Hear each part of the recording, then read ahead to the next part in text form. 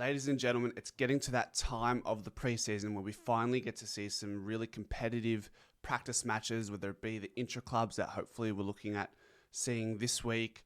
Then you got the triple threat between Brisbane, Gold Coast and Collingwood. And then lastly, before the season commences, we have Collingwood versus Richmond at Icon Park. So as the title reads, I want to talk about 5 things I'm still unsure about in this preseason when it comes to Collingwood from an individual level. We're going to talk on some left field problems, ideas, opinions, situations, and try to give you something a little bit different. And we're going to start with number 1 in no particular order. We're going to talk about Patrick Lipinski. What I want to know and gather more intel about before the preseason is over, can Lipinski offer us 20% more output in whichever position he plays? In 22, he had his best year as far as the numbers were concerned, averaged 22 disposals a game. A lot of midfield, I was like 30% midfield time. He had 22 coaches' votes for the year, which is his best return to date. It is. And then in 23, played more wing, sort of fizzled out towards the back end of the season, and then got back in for the grand final, right? And then 2024, he was actually, in 2024, I would say he was top 5 Copeland Trophy sort of form in the first half of the season. Like, I remember he had that 4-goal career high game against Port Adelaide, which would have been round 6. So Lipinski didn't play until round 3.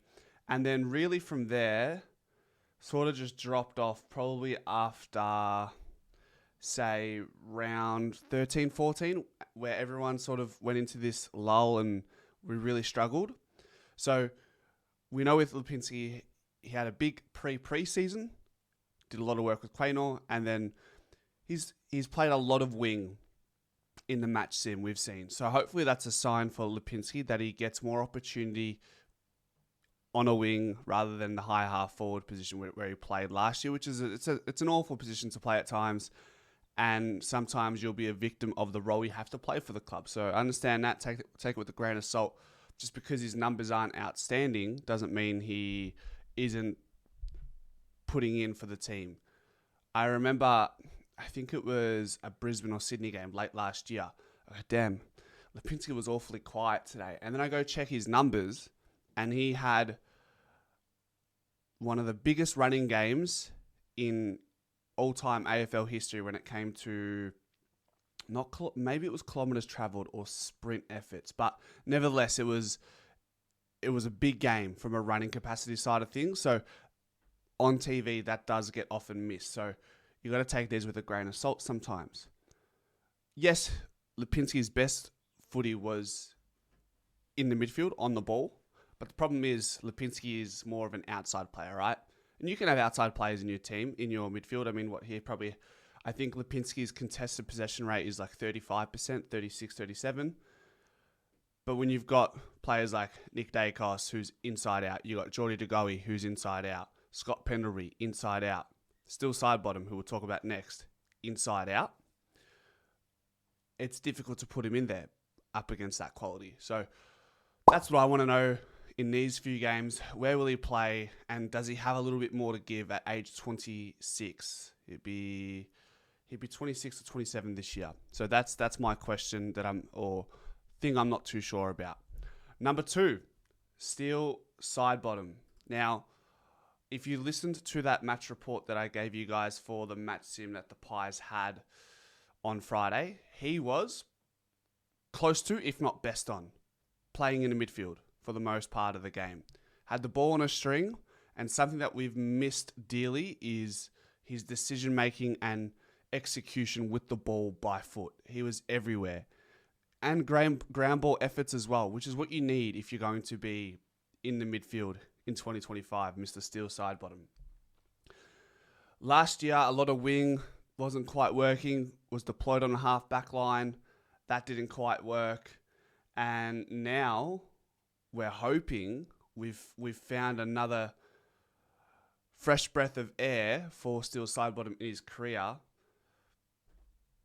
In 2021, he had 37% midfield time, and before that, it would have been around the mark. Since then, 2% in 22, 1.7 in 23, and 10% in 24.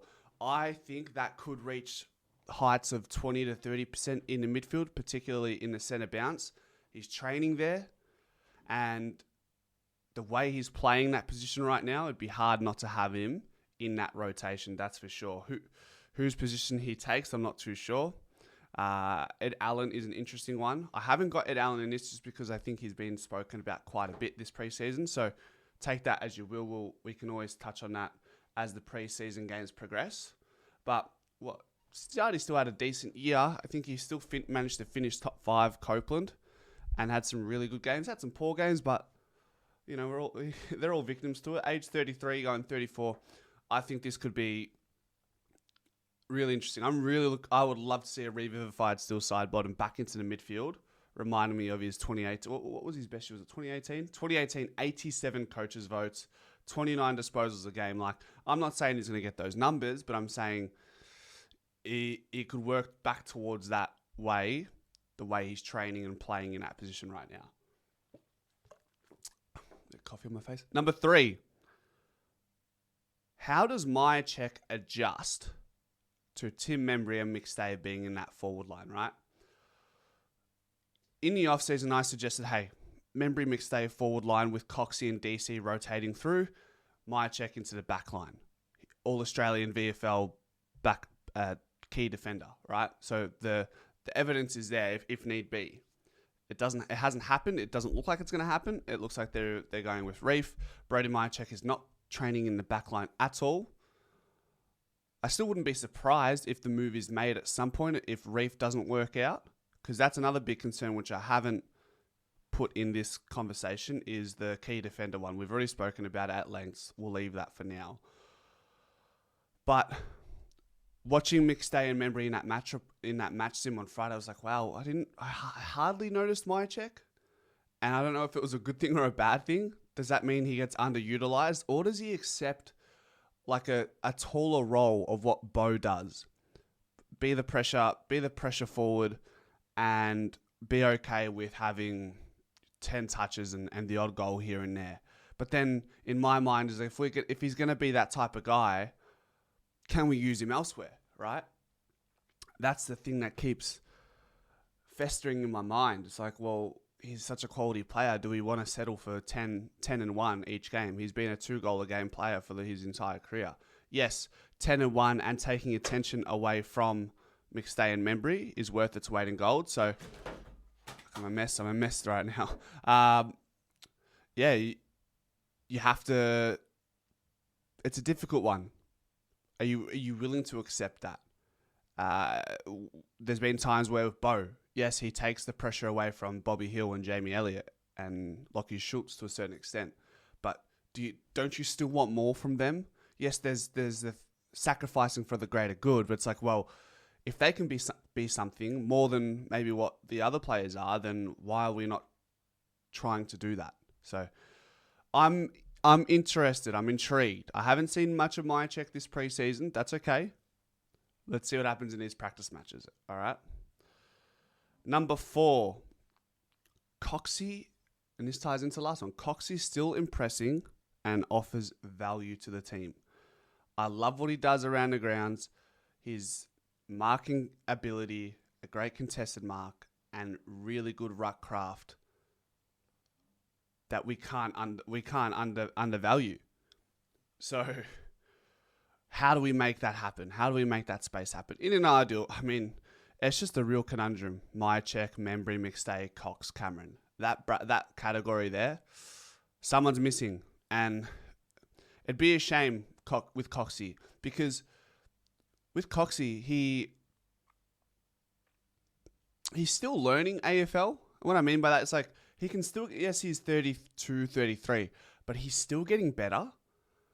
He's still getting better because he hasn't played the game as long as others. So, and it just looks like he is getting better every year from what I watch.